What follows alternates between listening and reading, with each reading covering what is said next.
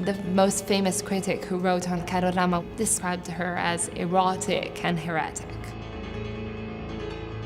For me, what always interested me about her was less this idea of Rama as a character, but more Rama as someone who was contributing to the art of her time through her work.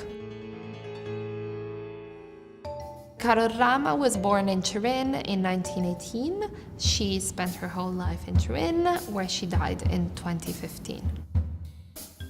Turin is a city in northern Italy. It's very famous because it was, and still is, an industrial city, very much associated with Fiat.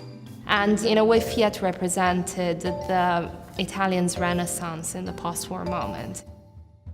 But it was also a very important city from the point of view of the arts. Here you can see an image of a Francis Bacon show, or you would have a pop art and new Dada show, and a range of Italian artists like Fontana, to French artists who are very much working in a meteric language that speaks to what Rama was doing. Caro Rama is a very eccentric woman. And with this exhibition, what we've tried to do is really allow people to rediscover her, to understand how can this woman be so relevant, so important, and so constantly ahead of the curve. How can work from 1938 to today deal with issues of materiality, of new texture, however, always keeping the idea of figuration in mind, of the body.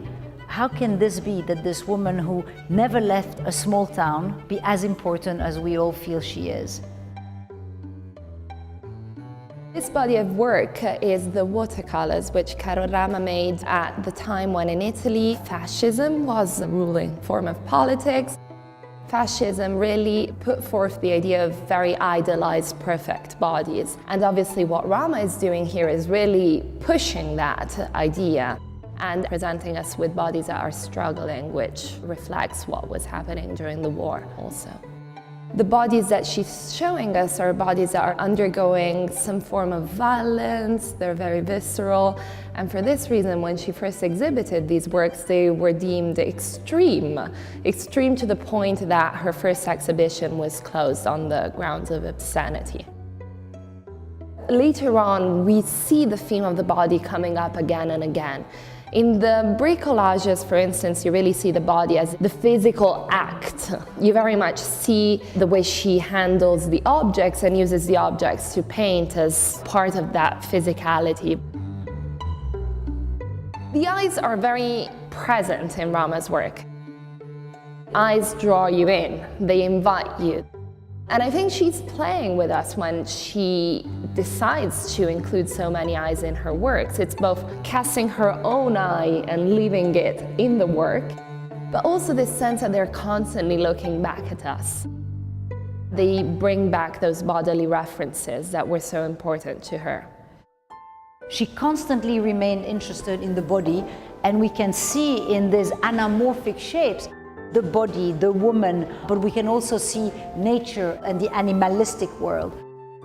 She never leaves the feminine and the masculine, and in most of these rubber pieces, you can guess or see the breast, the woman. And at the same time, her father had a shop of tires and very rough, what we could consider masculine materiality, and she applies them together.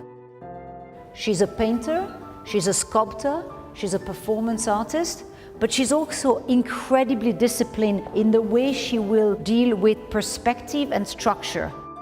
She really deals with proportion in a very academic way, and then in every other way, she breaks the academia. She changes over time. I would say almost every 10 years, she kind of rethinks what she's doing and changes the forms, the materials. But when you start looking quite in depth, you notice actually that there is real connections between these different moments, and this is what is still so striking today.